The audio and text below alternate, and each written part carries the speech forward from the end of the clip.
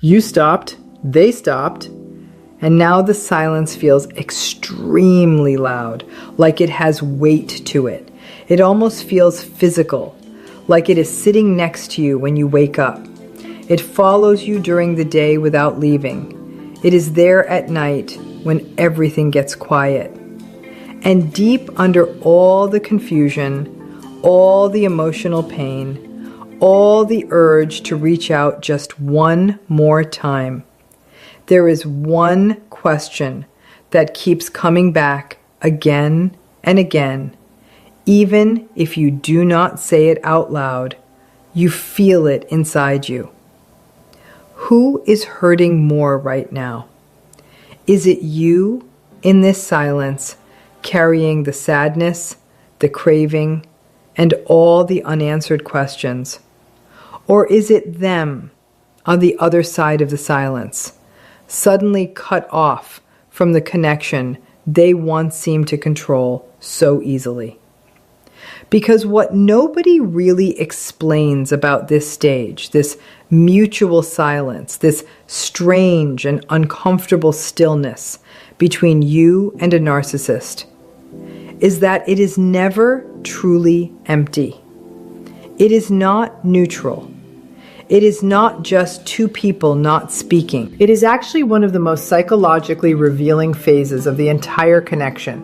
And if you really understand what is happening inside this silence, you will never see them or even yourself or this whole dynamic in the same way again. Before we go deeper, if this channel has been helping you understand what you went through and giving words to your experience, then subscribe now and turn on notifications. What is shared here is not shallow advice. It is for people who are trying to understand the deeper psychological reality behind what happened to them, so healing can happen with clarity instead of confusion. If that sounds like where you are, stay with this and subscribe now. Now let's talk about what this silence feels like on your side, because your experience is important, even if you were taught otherwise. When you first stop contacting a narcissist, the silence does not feel peaceful. It does not feel like freedom at the beginning. It feels more like withdrawal. It feels like your whole system has suddenly been cut off from something it became dependent on over time. And in a very real sense, that is exactly what is happening. Your brain was slowly trained into a cycle of unpredictability. Affection, then distance. Attention, then rejection. Warmth, then coldness. Validation, then punishment. Hope, then confusion. That pattern is emotionally intense. It creates a bond that is not built on safety, but on uncertainty. And uncertainty is one of the most addictive emotional conditions a human nervous system can experience. So now the contact stops. The messages stop.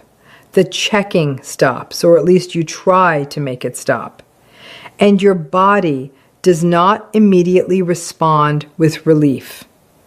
Instead, it reacts with discomfort.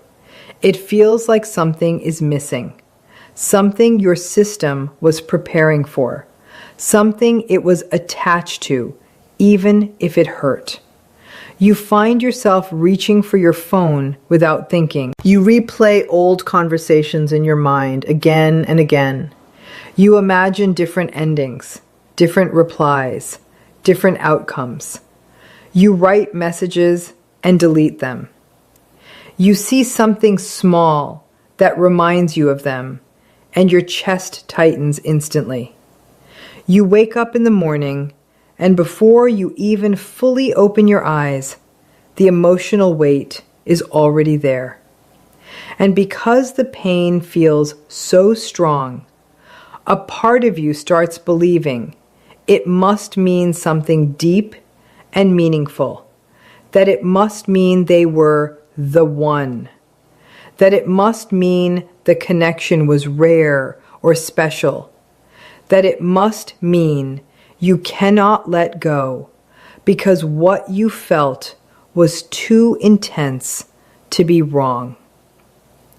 But this is where understanding changes everything.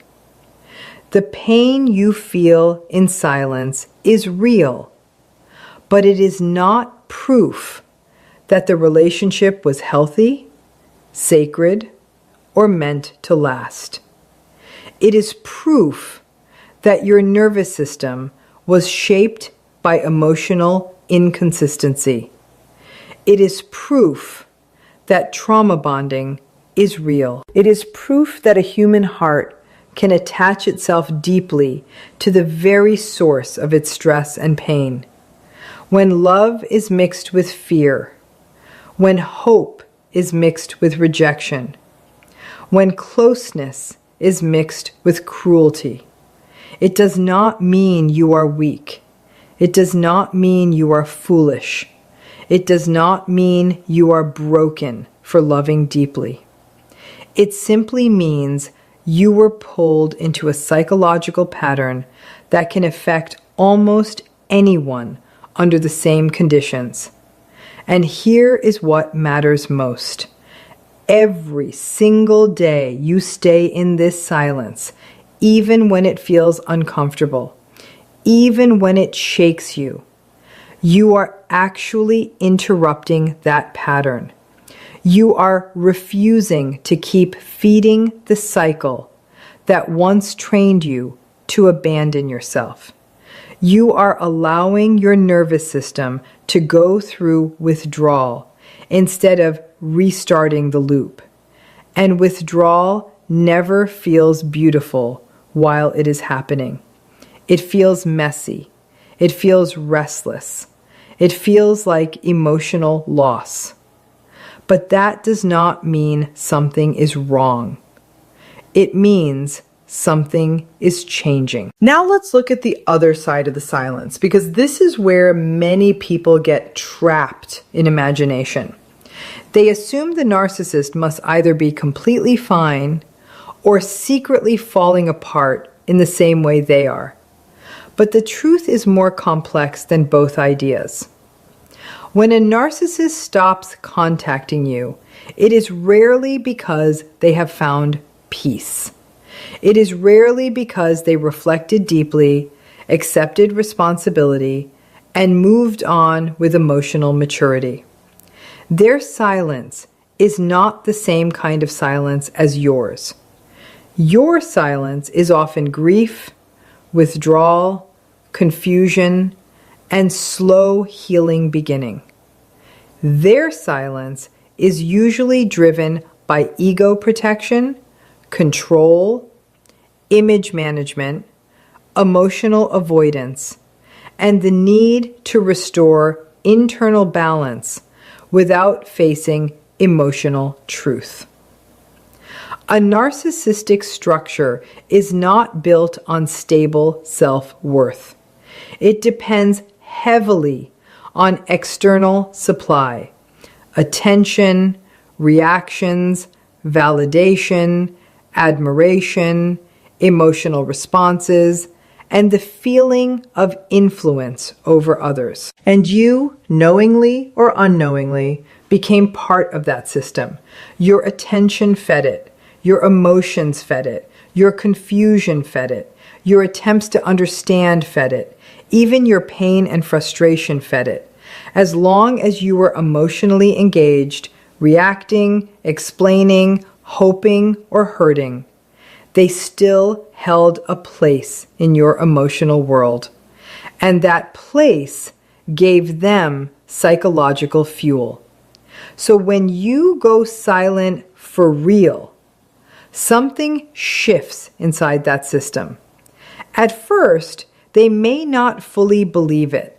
They may assume it is temporary.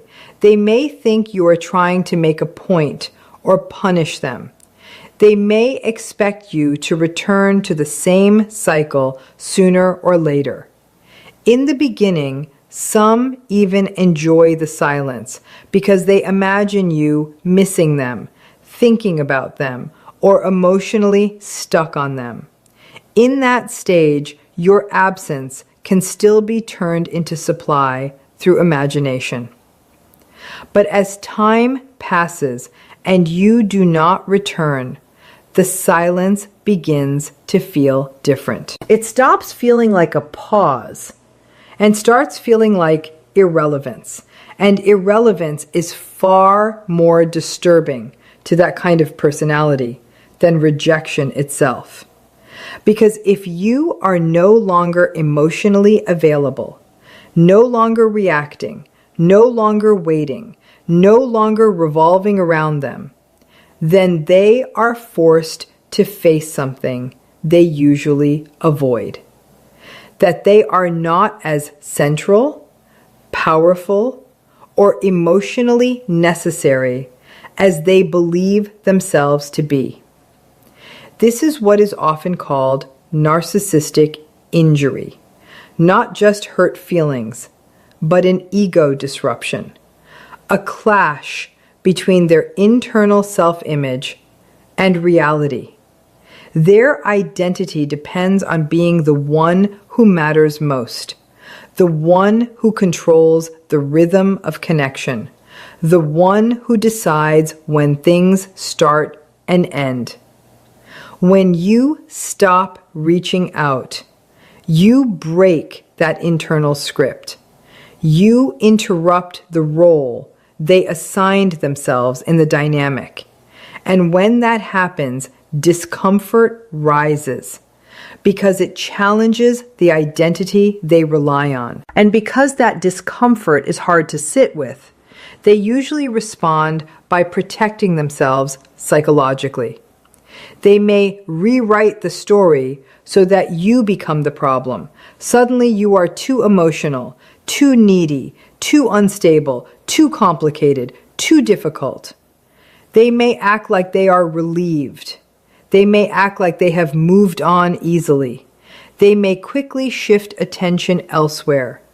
They may become more active online, more social, more visible, more expressive, as if nothing affected them at all. But performance is not the same as peace. People who are truly at peace do not need to constantly prove they are unbothered. The louder the performance of indifference, the more it usually reveals that the silence is affecting them in ways they do not want to admit. And this is where a real shift begins for you. Every day you remain in silence, two things are happening at the same time. You are healing, even if slowly, and you are also stepping out of a system that once gave them emotional power over you. What a narcissistic structure struggles with most is not anger, not sadness, not even hatred. Those still create emotional connection. What it struggles with most is genuine detachment, real emotional non-participation, because that gives nothing to feed on. Now coming back to you again, because this is where the real transformation is happening. Over time, your nervous system begins to adjust, not quickly, not smoothly, but gradually. The system that was once adapted to chaos starts learning something new. At first, calm can feel unfamiliar. Peace can feel strange. Silence can feel like emptiness. Your body may even mistake safety for disconnection because it was trained in instability for so long. But if you stay in it long enough, something starts to soften.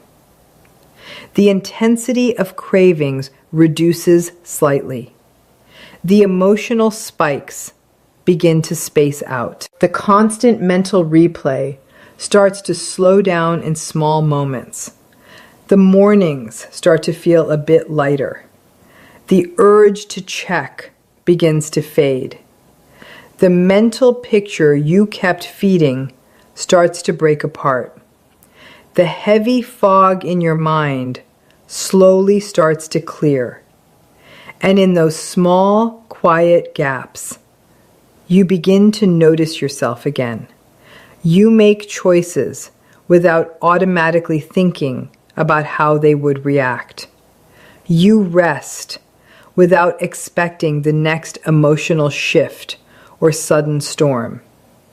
You laugh, and then you realize that the laugh belongs only to you. You hear your own thoughts without their voice criticizing or interrupting them in the background. You experience moments of calm, and for the first time in a long time, that calm does not instantly scare you. These moments may look small from the outside, but they are not small at all. They are signs, clear proof that the version of you that had to disappear in order to survive that relationship is slowly coming back. Because the self that existed inside that dynamic was never your deepest identity. That alert, always watching, always guessing, always over-explaining, always adjusting version of you was not your true nature. It was a survival response. It was a way your mind adapted to emotional unpredictability, to avoid conflict, to reduce tension, to stay connected with someone who made connection feel unsafe and unstable. It may have started to feel like your personality over time, but it was never your true essence. It was what you became under pressure. And beneath all of that adaptation, the real you was never destroyed or erased. The real you is still here.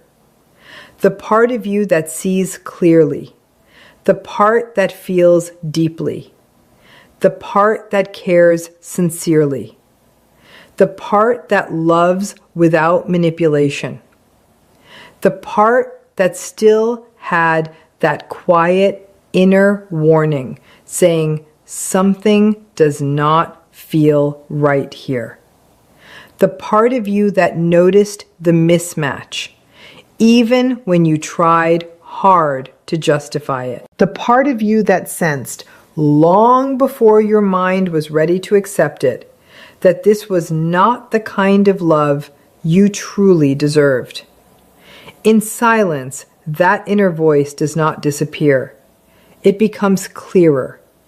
Not because you are turning into someone new, but because all the noise that once covered it is finally reducing. And with that clarity comes grief, real grief. Not just sadness over a person, but grief over everything you imagined. Grief over the future you pictured in your mind. Grief over the version of love you kept trying to fix, believing that if you communicated better, tried harder, stayed calmer, explained more carefully, or loved more patiently, it would eventually stabilize.